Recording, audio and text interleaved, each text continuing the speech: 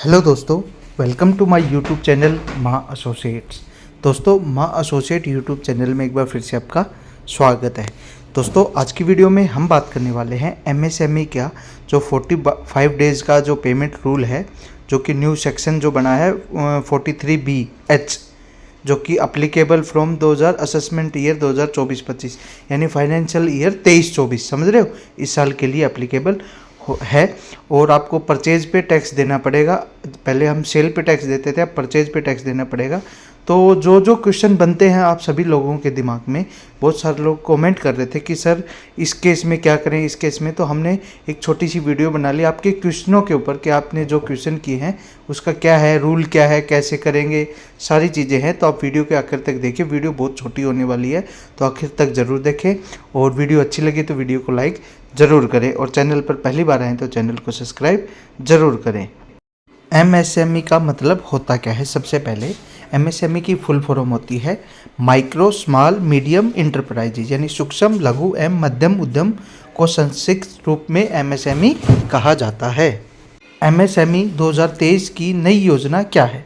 केंद्रीय budget 2023-24 MSME के लिए व्यापार करने में आसानी पर केंद्रित है। सबसे महत्वपूर्ण उपायों में शामिल है आपातकालीन क्रेडिट लाइन गारंटी योजना जो होती है वो 1,130 लाख से अधिक एमएसएमई को अतिरिक्त ऋण प्रदान करती है, यानी जो एमएसएमई में रजिस्टर्ड है उनको जो है लोन दिया जाता है।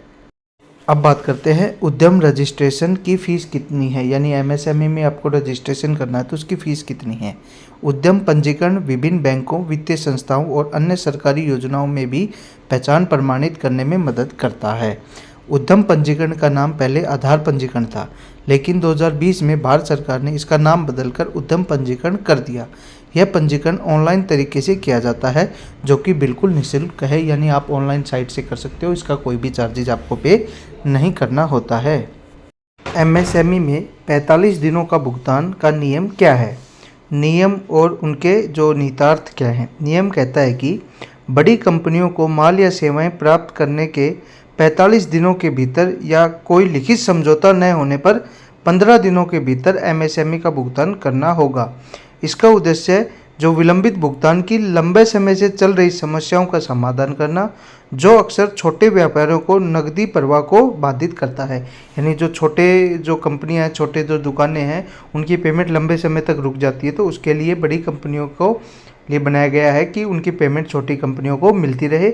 अगर आपका कोई मतलब लिंक है, आपका कोई जो बनाया गया, आपने कोई समझौता किया है, तो मैक्सिमम 45 दिन, अगर वो समझौता है ही नहीं तो उसकी लिमिट है 15 दिन, यानी आपके पास समझौता या कोई एग्रीमेंट होना चाहिए, तो है 45 दिन, नहीं तो 15 दिन माना जाएगा। एमएसएमई 45 दिन भुगतान नियम क्या है?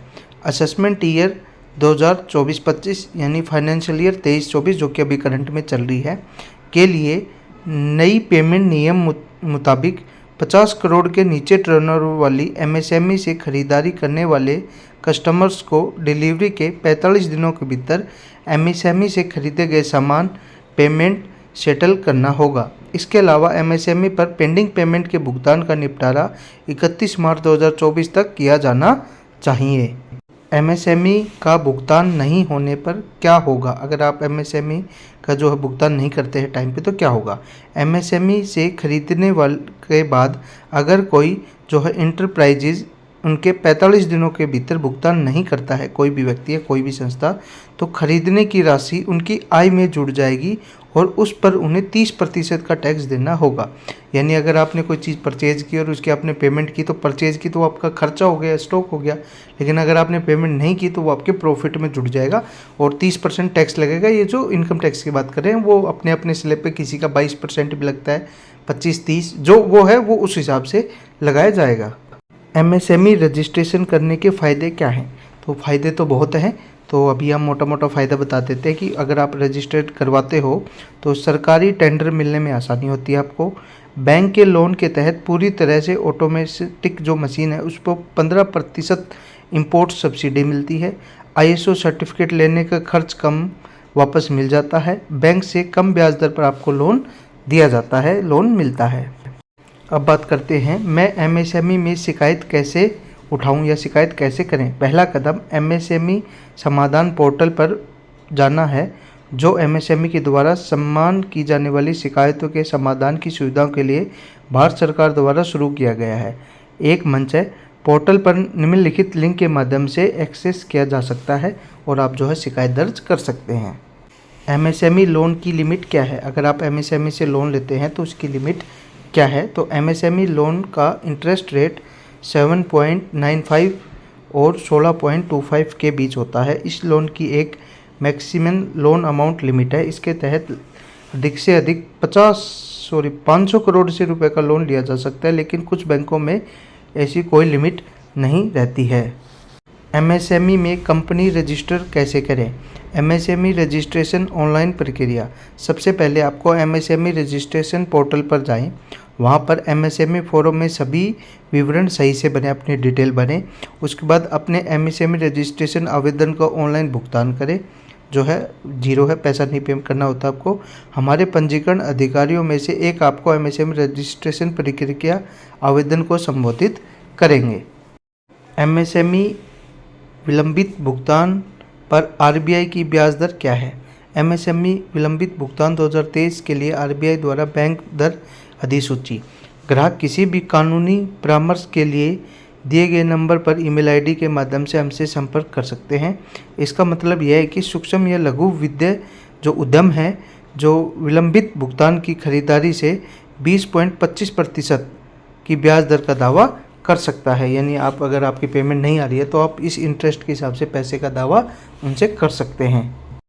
अब बात करते हैं, मैं अदालत में जाए बिना अपना एमएसएमई भुगतान कैसे पुनः प्राप्त कर सकता हूँ? उत्तर है एमएसएमई समाधान डीसी एमएसएमई सूक्ष्म लघु और मध्य उद्यम मंत्रालय एमएसएमई के कार्यालय के द्वारा बनाया गया है। एक पोर्टल है जहां सूक्ष्म और लघु उद्यम एमएसएमई विलंबित भुगतान के संबंध में अपने आवेदन ऑनलाइन दर्ज कर सकते हैं। यानी आपको बिना कहीं कोर्ट में जाए हुए आप ऑनलाइन पोर्टल पे वहाँ पे शिकायत कर सकते हैं। फिर ऑनलाइन से जो डिपार्टमेंट वाले हैं वो आपके पैसे अपने आप रिकवरी जो है करवा देंगे, आपको टेंशन फिर नहीं लेनी है। तो दोस्तों साथियों, यही थी आज की छोटी सी जानकारी। आशा करता हूँ लगभग सारे क्वेश्चन आपके जो दिमाग में हैं वो आ गए होंगे। फिर भी कोई कुछ क्यूरी रह गई है तो आप हमें कमेंट बॉक्स में कमेंट कर सकते हैं, तुरंत प्रभाव से उसका रिप्लाई जो है किया जाएगा। आज के लिए इतना ही। चैनल पर पहली बार आए तो चैनल को सब्सक्राइब जरूर करें। जय हिंद, जय भारत, धन्यवाद।